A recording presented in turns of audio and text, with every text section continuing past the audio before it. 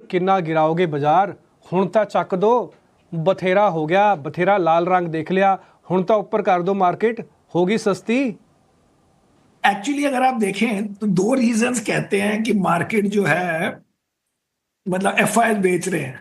एक स्टोरी बनाते हैं या बनाते थे कल तक कि जी इंडिया से सेल करके यूएस में जाना चाहते हैं सारे इन्वेस्टर्स। और हमारे पास भी एक यूएस फंड भी है, बट मुझे लगता है कि यूएस मार्केट बहुत ज्यादा बढ़ गई है। और सेकेंडली वहां पे जो इन्फ्लेशन रिलेटेड इश्यूज जो हैं अभी और वापस आ सकते हैं, बिकॉज अगर आप डोनाल्ड ट्रंप साहब हर जगह टैरिफ लगाना चाहें, कल तक उन्होंने एल्यूमिनियम स्टील पे लगाया, वो कहते हैं हम ऑटो में लगा देंगे।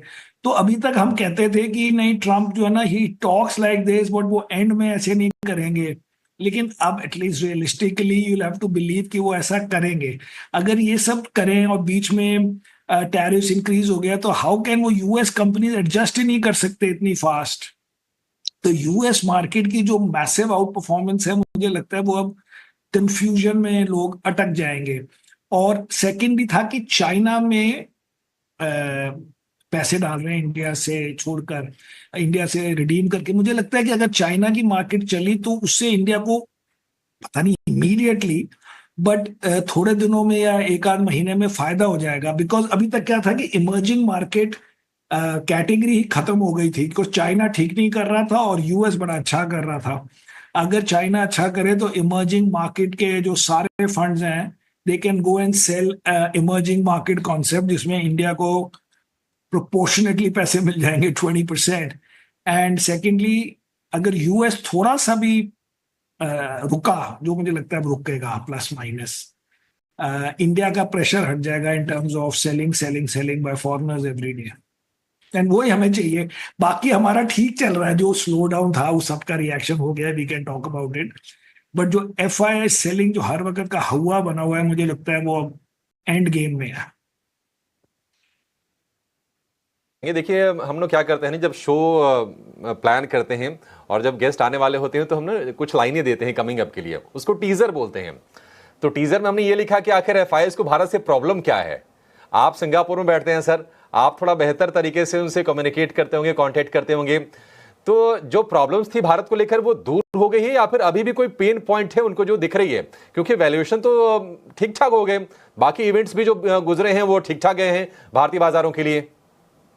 सो बिग पिक्चर में सॉल्व हो गई है, लेकिन एक जिंदगी भर सॉल्व नहीं होगी अगर ऐसे चलता रहा। और वो उसका जो लॉस है वो आपको नजर नहीं आएगा कि कितना है, लेकिन काफी बड़ा होगा। कि इंडिया में टैक्स रेट फॉरेन इन्वेस्टर के लिए बाकी किसी कंट्री में नहीं है। तो मोस्टली जो इंडिया में, वर्ल्ड में जो लार्जेस्ट इन्वेस्टर्स हैं, जैसे सॉवरेन फंड, जैसे ये कटार गवर्नमेंट, आरडिया, सिंगापुर गवर्नमेंट, या जो यूएस की यूनिवर्सिटीज हैं, वो सब टैक्स फ्री एंटिटीज हैं। तो जो बाकी कंट्रीज में तो वैसे ही टैक्स नहीं लगता, और उनको अपनी कंट्री में भी टैक्स नहीं देना होता। और लेकिन जब इंडिया में आते हैं तो इंडियन रूल्स के हिसाब से उनको यहाँ पे कैपिटल गेन्स टैक्स देना होता है, जिसका कोई सेट ऑफ नहीं है।